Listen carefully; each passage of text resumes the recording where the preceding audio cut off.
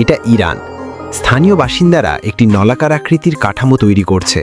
আপনি হয়তো ভাবছেন তারা একটি জলের টাওয়ার তৈরি করছে, কিন্তু বাস্তবে তারা একটি পায়রার টাওয়ার তৈরি করছে, যা ডোভ কট নামেও পরিচিত। এটি কবুতরদের থাকার জন্য বিশেষভাবে তৈরি একটি ভবন।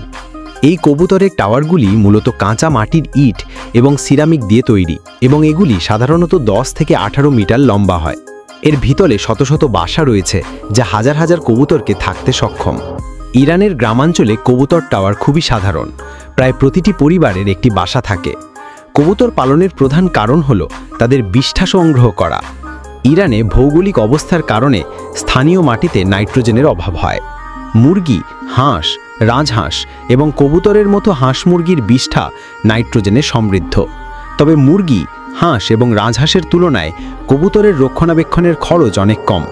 তাদের কেবল জল এবং আশ্রয়ের প্রয়োজন হয়, এবং বন্য কবুতরগুলি নিজেরাই বসতি স্থাপন করে।